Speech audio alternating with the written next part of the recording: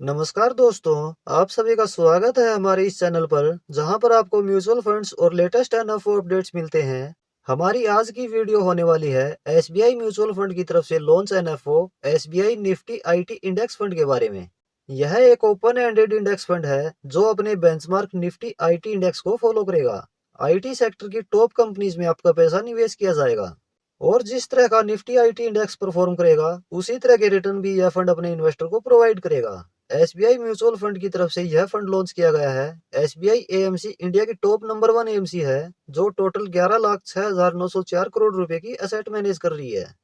चलिए इस एनएफओ की इंपॉर्टेंट डेट्स और अन्य जानकारी देख लेते हैं। यह एनएफओ 4 फरवरी 2025 को ओपन हो चुका है और यह 17 फरवरी 2025 तक ओपन है।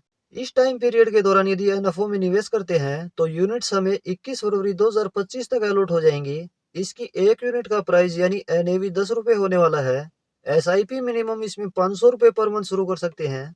वन टाइम निवेश मिनिमम 5,000 रुपए कर सकते हैं। एग्जिट लोड इसमें 0.25% लगेगा यदि 15 दिन में ही रिडीम कर लेते हैं। इस फंड का benchmark Nifty IT total return index रहने वाला है। चलिए अब इसके बेंचमार्क का ओवरव्यू देख लेते हैं। निफ्टी आईटी इंडेक्स में एनएसई पर लिस्टेड टॉप आईटी कंपनीज में से 10 स्टॉक शामिल किए गए हैं। यह इंडेक्स हर 6 महीने में रिवैलेंस होगा।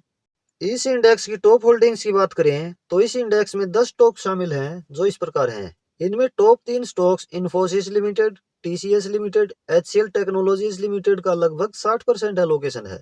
कुछ और आईटी कंपनीज जैसे Tech Mahindra limited, Wipro limited, Persistent system limited, Coforge limited, LTI Mindtree limited, Mphasis limited, L and T technology service limited जैसी कंपनीज में इस फंड ने निवेश किया हुआ है। इस इंडेक्स की पास्ट परफॉर्मेंस की बात करें तो इसकी पिछले एक वर्ष की रिटर्न है 19.08%, पिछले 5 वर्ष की एनुअलाइज रिटर्न है 23.91% और सिंस इंसेप्शन एनुअलाइज रिटर्न है 23.13%। दोस्तों यह तो है इस एनएफओ की डिटेल्स और इसके बेंचमार्क का ओवरव्यू। चलिए अब यह भी जान लेते हैं कि किसे इस एनएफओ में निवेश करना चाहिए। Number 1, long term horizon. इस तरह के सेक्टर स्पेसिफिक फंड में निवेश करते हैं तो आपका investment time horizon long term होना चाहिए। Number 2, IT sector growth.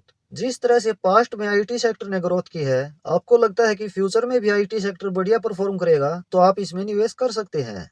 Number 3, investment allocation. क्योंकि यह एक सेक्टरल फंड है, वेरी हाई रिस्क की कैटेगरी में यह फंड आता है, इसलिए अपनी पूरी इन्वेस्टमेंट इस तरह के फंड में करना गलत होगा। अपनी इन्वेस्टमेंट का 10% एलोकेशन इस फंड में रखा जा सकता है।